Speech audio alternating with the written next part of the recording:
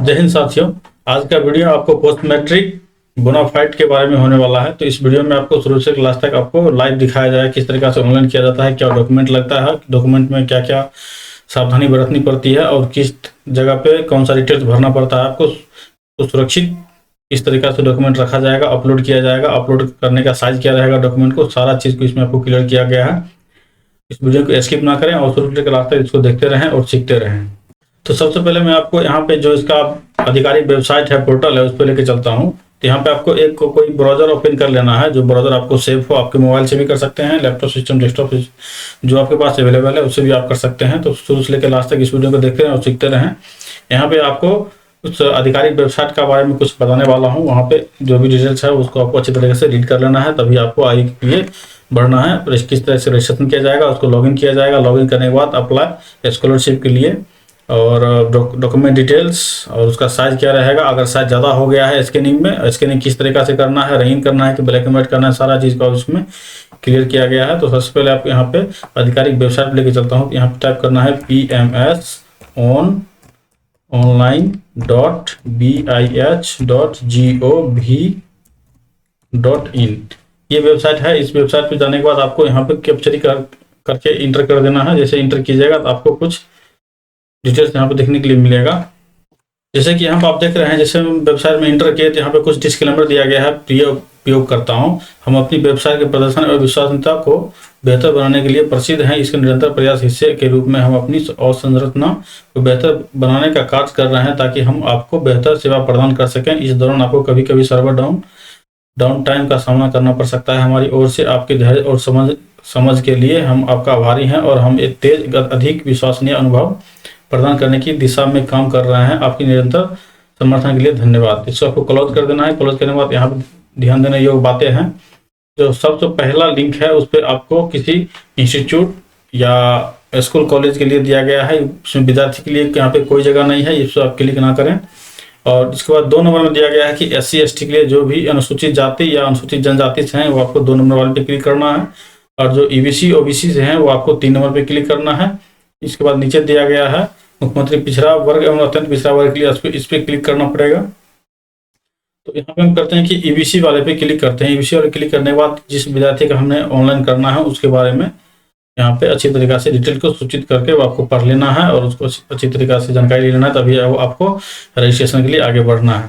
तो यहाँ पे कुछ विद्यार्थी का कास्ट SC कैटेगरी से आते हैं, उनके लिए SC कैटेगरी पे क्लिक करना पड़ेगा। जैसे यहाँ पे हमने क्लिक किया, क्लिक करने के बाद यहाँ पे रजिस्ट्रेशन के लिए एक वेबसाइट खुलेगा, जो कि यहाँ पे 3 ऑप्शन आपको दिखाई देगा। पहला ऑप्शन है आपको स्टूडेंट, इसके बाद दूसरा रिपोर्ट और तीसरा रजिस्ट्रेशन प्रोसेस। जैसे आप रजिस्ट्रेशन प्रोसेस पे क्लिक कीजिएगा तो आपको कुछ यहाँ पे इंटरफेस खुलेगा, जो कि आपको स्टेप बाय स्टेप आपको बताया जाएगा कि कितना स्टेप में आपको फॉर्म को सही तरीका से ऑनलाइन करना है और कितना स्टेप में आपको यहाँ पे आपको जानकारी डिटेल्स भरना है। 20 स्टेप में क्या जानकारी भरना है वो आपको यहाँ पे दिखाया गया है। कुछ सर्वर की वजह से यहाँ पे कुछ लेट चल रहा है, जो कि आपको थोड़ा धैर्य रखना है। जैसे कि आपके सामने एक पॉपअप खुल के आया है, स्टूडेंट स्कॉलरशिप प्रोसेस। पहला प्रोसेस है बेसिक इन्फॉर्मेशन या बेसिक रजिस्ट्रेशन आप इसको बोल सकते हैं। दूसरा है आपका fill personal and institute details and upload document. और तीसरा है आपका स्टूडेंट स्कॉलरशिप प्रोसेस। और 4 नंबर में आपको दिया गया है कि फाइनलाइज एप्लीकेशन। और इसमें आपको एक चीज़ और ध्यान देना है कि जो भी डिटेल्स आप भरिएगा उसको आपको फाइनल करने से पहले वो अच्छी तरीके से मिलान कर लेना है, ताकि कहीं कोई दिक्कत ना हो, क्योंकि आपको दोबारा यहाँ पे कोई सुधार करने का या करेक्शन करने का चांस नहीं दिया जाएगा। इसलिए आपको सावधानीपूर्वक भरनी है। सबसे पहले आपको स्टूडेंट ऑप्शन पे जाना है। यहाँ पे अगर रजिस्ट्रेशन कर लिए हैं तो आपको 2 नंबर पे क्लिक करना है। रजिस्ट्रेशन नहीं किए हैं तो आपको पहला लिंक पे क्लिक करना पड़ेगा। जैसे पहला लिंक पे क्लिक कर रहे हैं तो उसको क्लिक करने के बाद देखिए यहाँ पे कुछ प्रोसेस होने के बाद आपको एक रजिस्ट्रेशन के लिए पेज खुलेगा। उस पेज में आपको अपनी पर्सनल डिटेल्स भरना है। पर्सनल डिटेल्स में आपको क्या क्या मांगा जा रहा है वो आपको सामने खुल के आएगा। आपको अच्छी तरीके से डॉक्यूमेंट अपने पास रखना है और जो डॉक्यूमेंट में नाम दिया गया है वही डॉक्यूमेंट आपको यहाँ पे भरना है। और आशा करते हैं कि आपका आधार कार्ड जो भी डिटेल्स वगैरह है डॉक्यूमेंट में सारा नाम एक होना चाहिए। यहाँ पे 2 ऑप्शन फिर खुल के आया है। पहला ऑप्शन है न्यू रजिस्ट्रेशन का और दूसरा ऑप्शन है ऑलरेडी रजिस्टर्ड का। तो आप पहली बार ऑनलाइन कर रहे हैं तो आपको पहली बार रजिस्ट्रेशन करना पड़ेगा, जो कि यहाँ पे आपको क्लिक करना पड़ेगा। जैसे यहाँ पे क्लिक किए तो यहाँ पे क्लिक करने के बाद फिर आपको रजिस्ट्रेशन के लिए पेज खुलेगा। फिर थोड़ा वेट कर लेते हैं।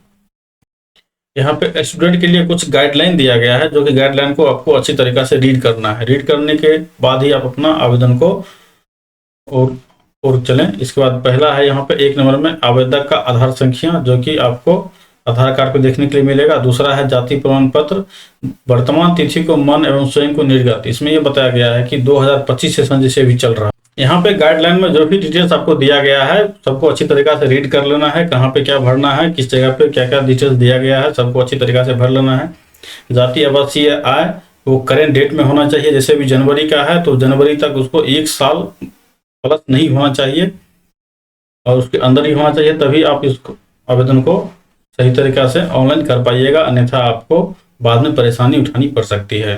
कभी कभी ऐसा होता है कि आधा आवेदन करने के बाद आपको पता चल जाए कि डॉक्यूमेंट में कुछ गड़बड़ी है, या इसका टाइम लैप्स हो गया है, या रिजेक्ट हो गया है, या इसका टाइम से ज़्यादा हो गया है, तो आप वहाँ पे आवेदन नहीं कर सकते हैं। इसलिए आपको पहले ऑनलाइन करने से पहले, रजिस्ट्रेशन करने से पहले सारा डॉक्यूमेंट को अच्छी तरीके से जानकारी से रीड कर लेना है, भर लेना है। तो यहाँ पे देखिए, जैसे नीचे की ओर चलिएगा, सारा यहाँ पे गाइडलाइन पढ़ने के बाद आपको नीचे चलना है। सबसे पहले आपको यहाँ पे बता देते हैं महत्वपूर्ण जानकारी कि बैंक खाता संख्या आवेदक आधार संख्या से सीधे डीबीटी के लिए होना चाहिए। देखिए, आधार कार्ड से बैंक अकाउंट खोलना अलग चीज़ है, एनपीसीआई करना वो भी अलग चीज़ है, डीबीटी करना अलग चीज़ है। यानी कि आधार के और बैंक के अकाउंट में 2-3 तरीका जो ऐसा होता है सबको कराना अनिवार्य होता है, ताकि आपको जो भी सरकार की तरफ से कोई फंड वगैरह या बेनिफिशियरी को कुछ बेनिफिट वगैरह मिलता है तो आपको डीबीटी के माध्यम से ही मिलेगा। डीबीटी का मतलब होता है कि डीबीटी यानी कि डायरेक्ट बेनिफिट ट्रांसफर। ठीक है, आपको जितना भी फंड ट्रांसफर होता है सरकार की तरफ से या गवर्नमेंट की तरफ से या विभाग की तरफ से, आपको डीबीटी के माध्यम से होता है। पहले की था कि जो अकाउंट नंबर से हो जाता था, बहुत को ऐसा है कि मतलब अकाउंट बंद है फिर भी उस पर दे रहा है, और किसी किसी का ऐसा होता है कि 2-3 अकाउंट है और वो अकाउंट बंद किए हुए हैं, फिर वर्तमान जो अकाउंट चला रहे हैं। लेकिन कुछ ऐसा है जो कि पिछले अकाउंट में आपका आधार सिद्ध है, तो वहाँ पे आपको ये परेशानी उठानी पड़ सकती है। इसलिए आपको यहाँ पे पहले जांच कर लें कि कौन सा बैंक में कौन सा आधार कार्ड से बैंक सीडेड है। उसके लिए आपको एक वीडियो डाल दिया गया है यूट्यूब में, आप वहाँ से सर्च मार के देख सकते हैं, या ऊपर आई बटन में आपको दे दिया जाएगा, उसको आप देख लीजिएगा। नीचे की ओर जैसे बढ़िएगा, यहाँ पे 3 आपको परमिशन मांगा जाएगा। जैसे कि पहला है, मैंने पंजीकरण के लिए दिशा निर्देश को पढ़ा और समझा। मैंने आपको पहले ही बोल दिया है कि जो भी डिटेल्स यहाँ पे आप देना चाह रहे हैं उसको अच्छी तरीके से पढ़ लीजिए, कहाँ पे क्या यूज होना है, कैसे क्या करना है। ठीक है, पहला समझिए। दूसरा ऑप्शन है, यदि 1 से अधिक आवेदन भरे हुए पाए जाते हैं तो मेरे सभी आवेदन अस्वीकार किया जाने योग्य है। इसमें यह बताया गया है कि अगर 1 से अधिक आप आवेदन कर रहे हैं तो वहाँ पे आपको जितना आवेदन आप किए हैं सारा आवेदन को आपको रिजेक्ट कर दिया जाएगा बिना किसी आपको जानकारी का। 3 नंबर में है, मैं बिहार का निवासी हूँ और उपरोक्त आधार संख्या को स्वेच्छापूर्वक दे रहा हूँ या दे रही हूँ। इसका उपयोग सरकार के अंतर्गत देय लाभों को प्रदान एवं मेरी पहचान को स्थापित एवं प्रमाणित करने की जा सकती है। इसमें बताया कि मैं बिहार का निवासी हूँ, और इसमें बिहार का निवासी ही इसमें भर सकते हैं, इसलिए आप यहाँ पे इस चीज़ को जानकारी ले लें, तभी आपको आवेदन करना है। ठीक है, जैसे तीनों ऑप्शन पे आप क्लिक कीजिएगा। क्लिक करने के बाद आपको यहाँ पे नीचे दिया गया है कंटिन्यू। जैसे कंटिन्यू कीजिएगा तो फिर आपको यहाँ पे एक पॉपअप खुल के आएगा, फिर से वही आपको पूछा जा रहा है। ये बार बार आपको पॉपअप आते रहेगा, इसलिए कि आप कोई गलती ना करें फॉर्म भरने में, और यहाँ पे ओके करें। ओके करने के बाद कुछ प्रोसेस लेगा, प्रोसेस लेने के बाद आपको रजिस्ट्रेशन करने के लिए डिटेल्स मांगा जाएगा, जो कि आपको डिटेल्स जानकारी भरनी है। यहाँ पे खुल के आ गया है स्टूडेंट रजिस्ट्रेशन डिटेल्स। इसको पूर्ण तरीका से खुल जाने देते हैं। जिससे पूर्ण तरीका से खुलने के बाद देखिए आपको कहाँ पे क्या क्या जानकारी भरनी है, और कुछ जानकारी इसमें हाइड है, वो डिटेल्स भरने के बाद ही यहाँ पे खुलेगी। जैसे फर्स्ट नंबर में आपका है यहाँ पे स्टूडेंट नेम एज पर आधार। इसमें बोला गया है कि आधार कार्ड में जो नाम स्टूडेंट का है उसी अनुसार से डालें। अगर आधार कार्ड में एक अक्षर मिस है तो आपको वहाँ पे एक अक्षर मिस ही डालना पड़ेगा। इसका पिताजी का नाम डालें, फिर माताजी का नाम डालें, विद्यार्थी का डेट ऑफ बर्थ डालें। यहाँ पे जैसे क्लिक कीजिएगा तो कैलेंडर खुलेगा। कैलेंडर खुलने के बाद आप जैसे यहाँ पे 2025 लिखा हुआ है तो यहाँ पे जैसे क्लिक कीजिएगा तो फिर आपको एक बार और क्लिक करना पड़ेगा, तो आपको साल में इंटर करना पड़ेगा। ठीक है, जैसे यहाँ पे एरो के निशान पे क्लिक कीजिएगा तो आपको जितना पीछे जाना है साल में आप चले जाते हैं। यहाँ पे जैसे किसी का डेट ऑफ बर्थ 2005 है तो आप यहाँ पे 5 पे क्लिक कीजिए। इसका फिर अगर किसी का मार्च, फरवरी, अप्रैल, जनवरी जो भी है आप यहाँ पे क्लिक कीजिए। इसका फिर यहाँ पे जो उसका दिन है, तारीख है, वो तारीख के हिसाब से आपको यहाँ पे सेलेक्ट करना पड़ेगा। सपोज मैंने 12 ले रहा है तो यहाँ देखिए 12/1/2005 आ गया है। तो इस तरीका से आपको जो विद्यार्थी का जेन्युइन डिटेल्स होगा वो आपको डालना है। यहाँ पे किसी भी तरीका का गलती नहीं करना है। इसके बाद पूछ रहा है यहाँ पे जेंडर में मेल फीमेल जो भी है आपको यहाँ पे डालना है। फिर आप पूछ रहा है कैटेगरी, स्टूडेंट SC से आ रहे हैं ST से आ रहे हैं, यानी शेड्यूल कास्ट या उससे जो ST दिया गया है उसमें दोनों में से किस कैटेगरी से आप आ रहे हैं, वहाँ पे आपको डिटेल्स डालना है। जैसे किसी स्टूडेंट का SC कैटेगरी है तो आपको SC यहाँ पे क्लिक करना पड़ेगा। फिर यहाँ पे कास्ट का ऑप्शन खुलेगा, तो कास्ट के ऑप्शन में खुलने के बाद आपको किस कास्ट से आते हैं वो आपको देना पड़ेगा। ठीक है, ये दोनों आपको क्लियर कर दिया गया है। पहले तो आपको कैटेगरी चूज करना है, किस कैटेगरी से आते हैं, BC EBC SC ST। इसको फिर जैसे कुछ प्रोसेस लेगा, आपको इंटरनेट के ऊपर निर्भर करता है कि आपका कनेक्टिविटी अगर बेहतर है तो आपको अच्छी तरीका से यहाँ पे उसका सर्विस देखने के लिए मिलेगा। यहाँ जैसे कास्ट पे क्लिक कीजिएगा, तो कास्ट पे क्लिक करने के बाद देखिए यहाँ पे बहुत सारा ढेर सारा कास्ट यहाँ पे दिया गया है। बिहार में जितने कास्ट चल रहे हैं वो भी दिया गया है, बिहार से बाहर जो भी हैं आपको उसके आगे कुछ इंपॉर्टेंट डिटेल्स यहाँ पे उसके रूप में दिया गया होगा। ठीक है, यहाँ पे कास्ट जैसे सेलेक्ट कीजिएगा, कास्ट सेलेक्ट करने के बाद फिर आपको पूछा जाएगा होम डिस्ट्रिक्ट, विद्यार्थी जो बिहार से बिलोंग करते हैं वो किस जिला से बिलोंग करते हैं, आपको यहाँ पे क्लिक करना पड़ेगा। ठीक है, अगर आप अपने जिला को छोड़ के किसी अन्य जिला में आप रह रहे हैं तो फिर अपने जिला को यहाँ पे पूछ रहा है स्टूडेंट रजिस्ट्रेशन में कि विद्यार्थी अपने जिला का चयन करें, जो आपका होम डिस्ट्रिक्ट है उसको चयन करना है। इसका पूछ रहा है कि अप्लाइंग फॉर एकेडमिक ईयर, यहाँ पे आपको क्लिक करना पड़ेगा। फिर इंस्टीट्यूट स्टेट में सेलेक्ट करना पड़ेगा। जैसे आप होम डिस्ट्रिक्ट सेलेक्ट करते हैं, जैसे यहाँ पे बांका, औरंगाबाद, बेगूसराय, भागलपुर, बक्सर ये सब दिया गया है, जो आपका डिस्ट्रिक्ट है वो आपको सेलेक्ट करना पड़ेगा। जैसे यहाँ पे हम कोई डिस्ट्रिक्ट भी सेलेक्ट कर लेते हैं, सेलेक्ट करने के बाद फिर आपको अप्लाइंग ईयर एकेडमिक ईयर पूछा जाएगा, तो ऑटोमेटिक यहाँ पे रहेगा 24-25, क्योंकि आप फर्स्ट ईयर का इसमें कर सकते हैं तो 24-25 रहेगा। फिर आपको इंस्टीट्यूट स्टेट पूछ रहा है, स्टेट यानी कि आप जो स्कूल या कॉलेज में पढ़ रहे हैं वो किस जिला में, जैसे यहाँ पे बेगूसराय मैंने सेलेक्ट किया है और यहाँ पे हम बिहार सेलेक्ट किए। बिहार सेलेक्ट करने के बाद फिर डिस्ट्रिक्ट यहाँ पूछा जाएगा, क्योंकि आप बिहार से ही अप्लाई कर सकते हैं, तो यहाँ पे ऑलरेडी यहाँ पे बिहार ही आएगा। और बात रहा जिला का, तो आपको जिस जिला में पढ़ रहे हैं, यानी कि आपका कॉलेज या इंस्टीट्यूट जिस जिला में आपका पढ़ रहा है उस जिला का आप यहाँ पे सेलेक्ट कर सकते हैं। जैसे आप निवासी हैं यहाँ पे भागलपुर का और आप पढ़ रहे हैं कैमूर, भभुआ, झारखंड, ये सॉरी जहानाबाद या जो भी जिला इसमें पढ़ रहे हैं तो उस जिला का आपको डालना है, यानी कि जिस जिला में आपका इंस्टीट्यूट है वो जिला डालना है। ठीक है, सपोज मैं यहाँ पे बेगूसराय ही डाल देते हैं। और इंस्टीट्यूट ब्लॉक पूछ रहा है, तो इंस्टीट्यूट ब्लॉक में आपको जहाँ पे पढ़ रहा है किस ब्लॉक के अंदर वो इंस्टीट्यूट आ रहा है तो वहाँ पे आपको सेलेक्ट करना है। जैसे यहाँ पे इतना सारा ब्लॉक दिया गया है उसमें आपको सेलेक्ट करना पड़ेगा। ठीक है, जैसे कि हम यहाँ पे कुछ सेलेक्ट कर लेते हैं, फर्स्ट में सेकेंड में जो भी है सेलेक्ट कर लेते हैं। सेलेक्ट करने के बाद फिर आपको नीचे पूछा जाएगा कि आपका स्कूल, कॉलेज, इंस्टीट्यूट का क्या नाम है। ठीक है, यहाँ पे देखिए यहाँ पे कुछ डिटेल्स खुल के आ रहा है, तो यहाँ पे कुछ डिटेल्स डालना है जो कि आपका स्कूल कॉलेज का नाम होगा। ठीक है, कि अच्छी तरीके से इसको पढ़ लेना है, मिलान कर लेना है, तभी आपको डालना है। यहाँ पे बिल्कुल भी गलती ना करें, अन्यथा आपको आवेदन रिजेक्ट होगा और दोबारा आपको करेक्शन करने का समय भी नहीं दिया जाएगा। फिर आपको पूछ रहा है यहाँ पे, जैसे कोई भी हमने डाल दिया है, कोई भी डालने के बाद फिर यहाँ पे कोर्स ग्रुप पूछ रहा है, तो कोर्स ग्रुप में सीनियर सेकेंडरी SS डालना है। ठीक है, इसके बाद यहाँ पे अप्लाइंग स्पेशलाइजेशन पूछेगा, स्पेशलाइजेशन में आपको खुलने में कुछ थोड़ा सा समय लग सकता है, तो यहाँ पे आपको थोड़ा सा धैर्य रखना है। जैसे यहाँ पे अप्लाइंग फॉर स्पेशलाइजेशन में क्लिक कीजिएगा तो आपको पूछेगा कि आप साइंस, आर्ट, कॉमर्स, अदर या किस सब्जेक्ट से आप कर रहे हैं, तो उसके बारे में आपको यहाँ पे जानकारी देना है। इसका फिर यहाँ पे कोर्स ईयर पूछा जाएगा, किस ईयर्स में आप हैं वो पूछा जाएगा। फिर यहाँ पे आपको ईमेल आईडी डालना है। ईमेल आईडी आपको वेरीफाई भी नहीं होगा, वेरीफाई आपको आगे चल के करना पड़ेगा। और यहाँ पे मोबाइल नंबर दिया गया है कि मोबाइल नंबर डाल के OTP जैसे क्लिक कीजिएगा, वेरीफाई कीजिएगा। फिर आपको OTP डालने के बाद, वेरीफाई होने के बाद आपको यहाँ पे एक ऑप्शन और खुलेगा जो उसमें आधार नंबर डालना है, आधार का डेट ऑफ ईयर डालना है, जैसे कि साल, किस साल विद्यार्थी को जन्म हुआ है तो उसमें आपको ईयर डालना है। ईयर डालने के बाद आपको जैसे वेरीफाई कीजिएगा, फिर आपको कैप्चा डाल के नेक्स्ट पे क्लिक कीजिएगा, आपको नेक्स्ट पेज पे लेकर चला जाएगा। तो फटाफट यहाँ पे हम कुछ डिटेल जानकारी फिल कर लेते हैं, फिर मैं आपको आगे की ओर लेकर चलता हूँ। जैसे आप वहाँ पे रजिस्ट्रेशन का पहला डिटेल्स कंप्लीट करते हैं, फिर आपको यहाँ पे पूछा जाएगा जाति प्रमाण पत्र, आय प्रमाण पत्र और निवास प्रमाण पत्र, ये तीनों का जानकारी यहाँ पे आपको भरना है। यहाँ पे पहले ऑलरेडी 3 कॉलम फिल रहेगा, जैसे कि यूसू बाय और यूसू टू, और यहाँ पे सेल्फ सेलेक्ट में आपको चूज करना है कि किस वर्ष का आपका बना हुआ है। यहाँ पे फिलहाल आपको 22, 23, 24, 25 ये 4 ईयर्स का दिखाएगा, जो आपको यहाँ पे किस ईयर्स में आपको निर्गत किया गया है वो आपको सिलेक्ट करना है। फिर वहाँ पे आपको प्रमाण पत्र संख्या डालना है।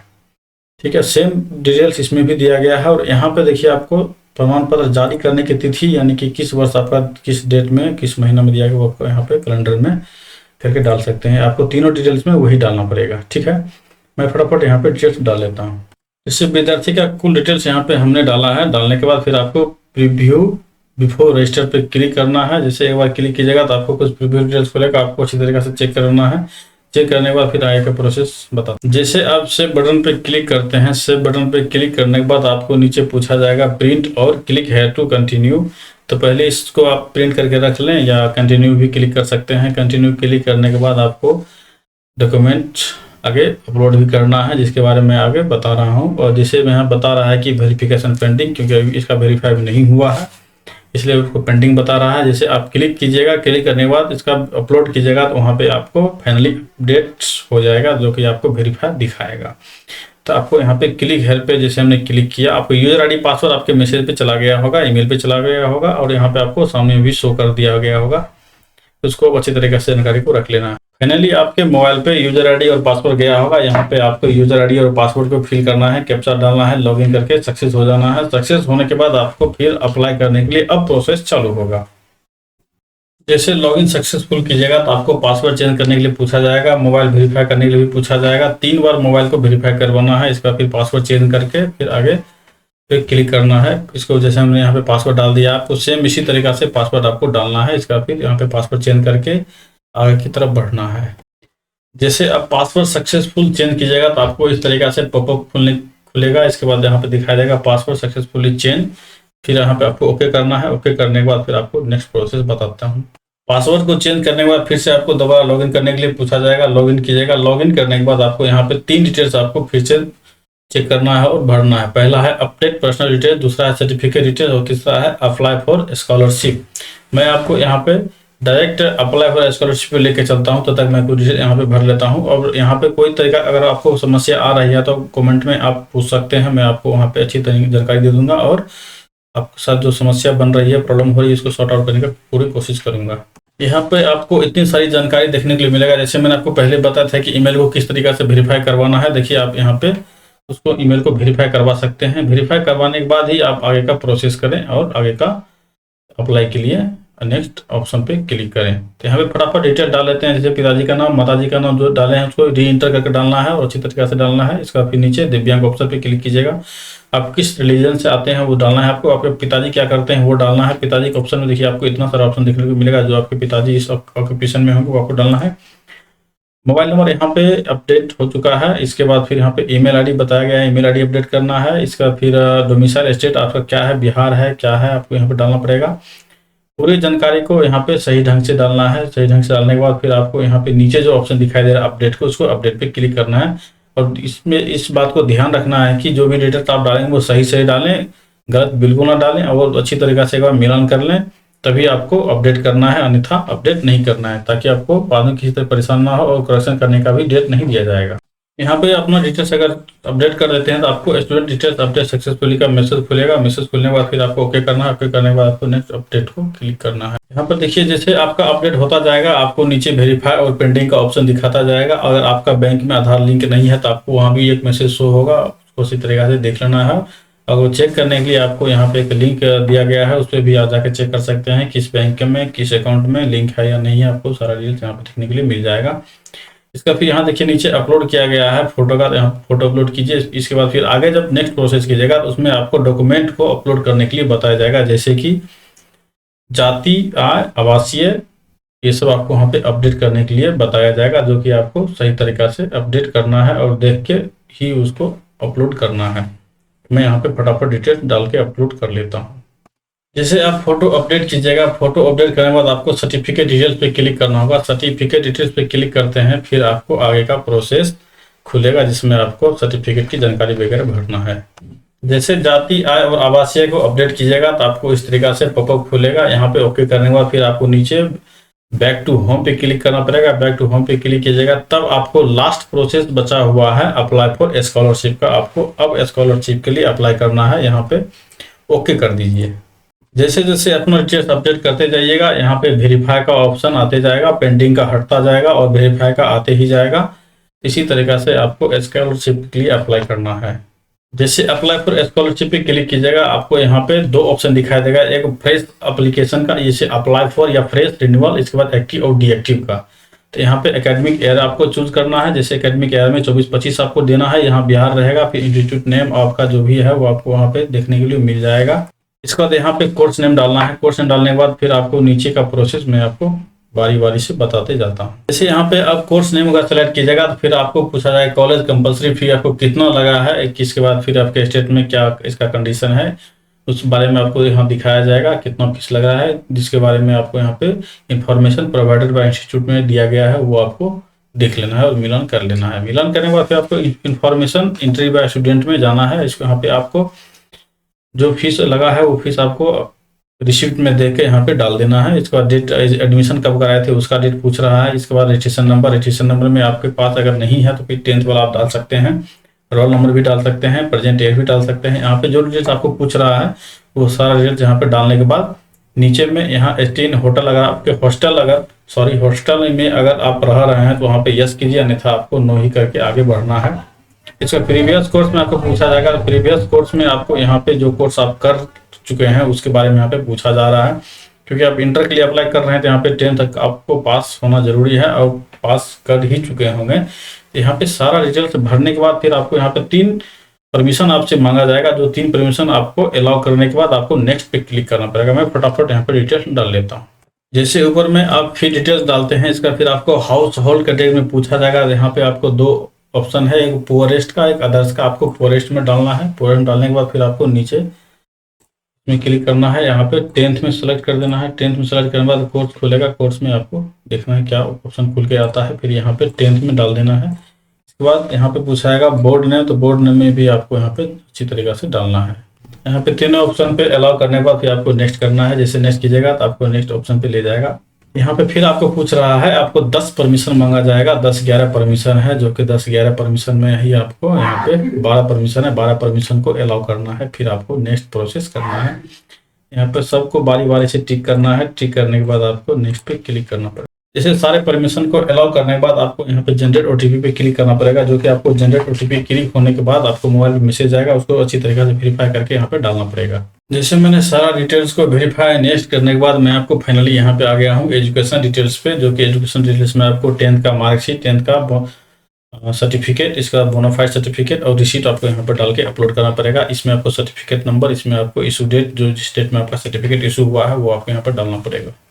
यहाँ पे अच्छी तरीके से देख के और सही ढंग से आपको डालना है, यहाँ पे सुनिश्चित करें। जैसे आप यहाँ पे फाइनल सबमिट कीजिएगा, आपको your application is finalize successfully पे ऑप्शन खुलेगा। वहाँ पे आपको ऑप्शन को अच्छी तरीके से देख लेना है। देखने के बाद आपको नीचे की ओर चलना है। नीचे की ओर यहाँ पे प्रिंट और गो टू होम पे क्लिक करना पड़ेगा। जैसे यहाँ पे प्रिंट ऑप्शन पे क्लिक कीजिएगा, आपको प्रिंट खुलेगा। मैं सभी स्टूडेंट से उम्मीद करता हूं कि इस वीडियो को आपको अच्छी तरीके से सीख मिला होगा और जानकारी मिली होगी किस तरीके से अप्लाई करना है, सुरक्षित डॉक्यूमेंट को किस तरीके से रखना है। इसमें एक चीज़ और मैं आपको बताने वाला हूं कि जो भी विद्यार्थी का आपने अप्लाई किया है उसका सारा डॉक्यूमेंट को अपलोड जो किए हैं वो सभी डॉक्यूमेंट को विद्यार्थी को ईमेल पे अपने साइबर कैफ हो या आप पर्सनली अगर उपयोग कर रहे हैं तो उसमें कोई दिक्कत नहीं है। अगर किसी साइबर कैफे से ऑनलाइन करवा रहे हैं तो विद्यार्थी को भी इस चीज़ को ध्यान देना है और साइबर कैफे वाले को, क्योंकि उसका डॉक्यूमेंट महत्वपूर्ण होता है। सारा डॉक्यूमेंट को उनके मेल पर डाल दीजिए, उनके व्हाट्सएप पे जो भी वगैरह है उस पर डाल दीजिए, ताकि बाद में किसी भी तरह की परेशानी से वो बचे रहें और उनका काम होता रहे। धन्यवाद।